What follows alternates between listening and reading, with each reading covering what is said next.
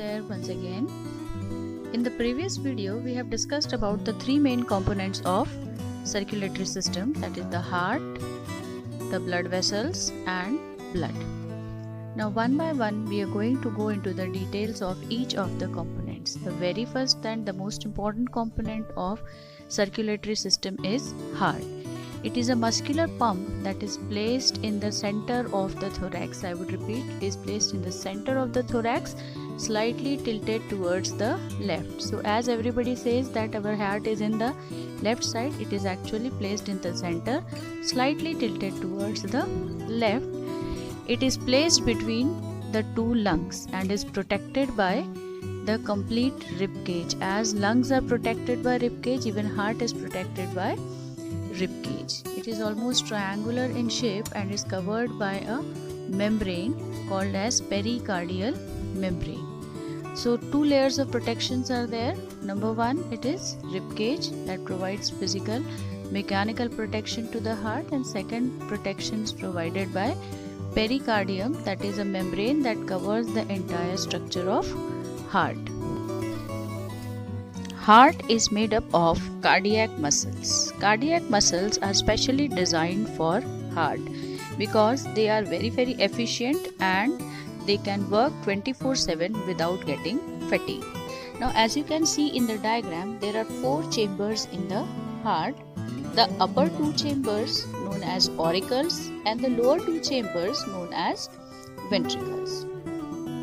And even in the diagram you can see that the walls of the upper two chambers called as auricles are thinner as compared to the walls of the lower two chambers called as ventricles.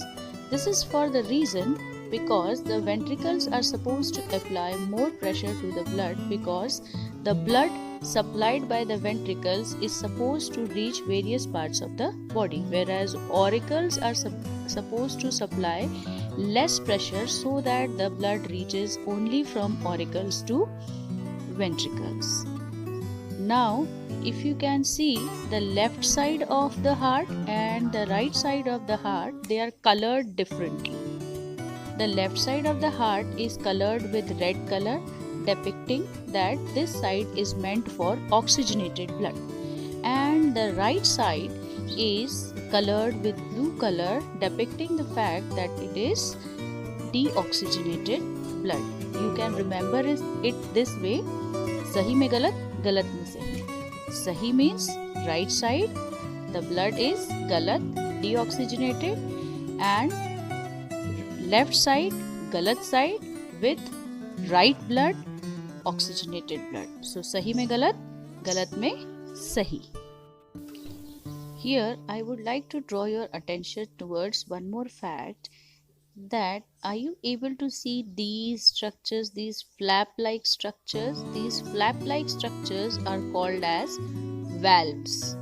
These valves are known as semilunar valves. Semilunar valve means their movement is fixed to 180 degrees only, and these valves help in maintaining a unidirectional flow of blood. If you observe the structure of this valve clearly, you will be able to find that the blood from the auricle can move towards the ventricle, but when the ventricle contracts, the blood does not move towards the auricle, because this valve closes itself so that the blood does not rush back towards the auricle. And such valves are found everywhere in the major arteries, veins, and between auricles and ventricles. Now here we have another detailed well-labeled diagram of heart. The color code is same: blue for deoxygenated blood and red for oxygenated blood. The upper two chambers again are auricles, lower two chambers are ventricles. Now here with the help of white arrows, they have depicted the direction of blood, how the blood moves in heart. If you see the auricles here, one is meant for deoxygenated blood, the right one, and the left one is meant for oxygenated blood. Now both the auricles will send the blood to ventricles of their respective sides. One more very important thing I would like to point it out here, that there is no connection direct connection between the right and the left side of the heart. This is what is also a feature of double circulation. Double circulation we have already discussed about. There are two systems working. The heart receives the blood twice, but even if it receives twice, the blood is not mixed. That means to say, oxygenated and deoxygenated blood are not mixed together with each other, and it is because of this feature of our heart the efficiency of our body is better than other organisms. That is, the oxygenated and the deoxygenated blood are kept completely separated, segregated. Now if you see the movement of blood, if we start from the right auricle, it moves from right auricle to the right ventricle, and from right ventricle the deoxygenated blood through the pulmonary artery will be supplied to both the lungs. Now in lungs the blood will get oxygenated, and as we have seen in the previous slides, in the lungs the blood will get oxygenated. After getting oxygenated, it will reach the left side of the heart, and left side of the heart will receive the oxygenated blood in the auricle.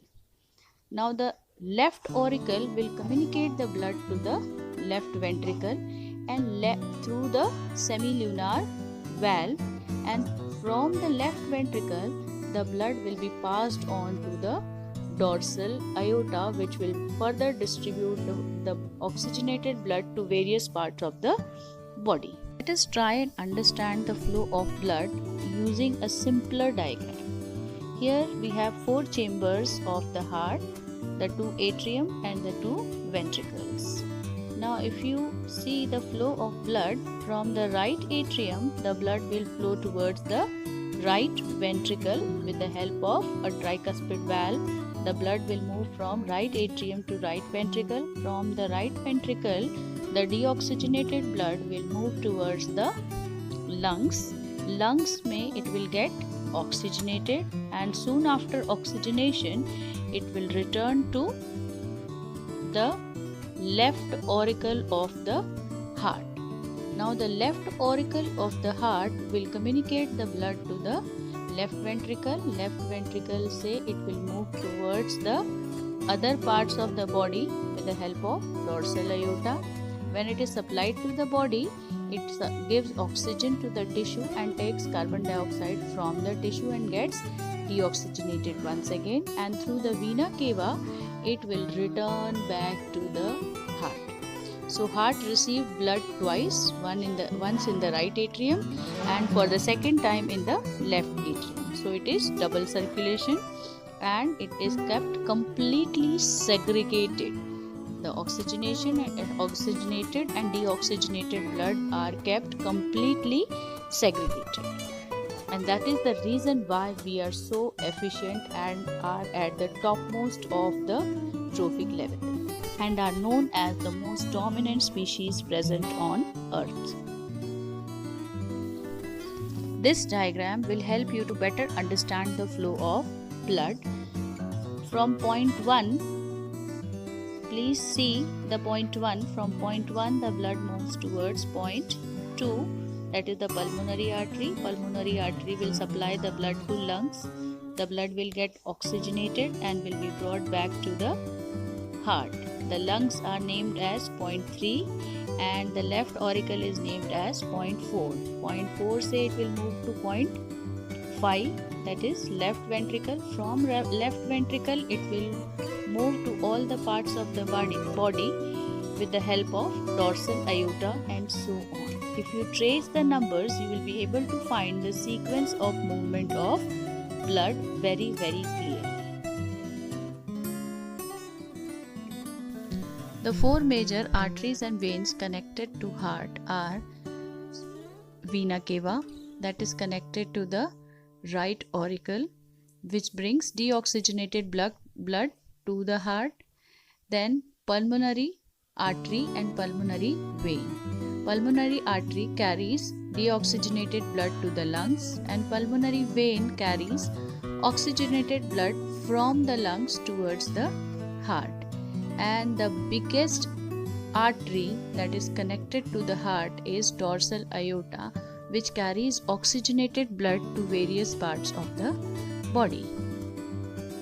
Here is a diagram that shows a schematic connection of heart to its various parts and the major arteries and veins. If we study clearly, we'll find that if you start from right atrium through the tricuspid valve, the blood moves to right ventricle, and from right ventricle through pulmonary valve and pulmonary artery it goes to the lungs. From lungs, after oxygenation, it is received by the left atrium to left ventricle, and from left ventricle to dorsal aorta, and from dorsal aorta it is supplied to various parts of the body, and once it is distributed all over the body and is deoxygenated, it is brought back to the right atrium through the superior and inferior vena cavas.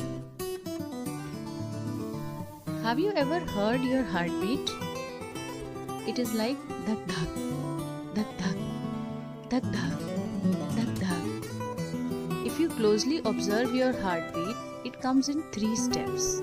Dhak, dhak, and there is a small gap. Lub dub, and there is a small gap. Lub dub, and there is a small gap. These 3 steps all together make one single heartbeat, which in biological language is known as a single cardiac cycle. Now each sound has its own significance. The very first feeble sound, which is made by auricular contraction, is due to the fact that the thin walls of the auricles will contract and will push the blood towards the ventricles. The pressure applied is low, so the sound is feeble. Now when the ventricles contract in the second step, the walls are thicker, pressure applied is more, so the sound made is louder. So dhak dhak, dhak dhak, dhak dhak, dhak dhak.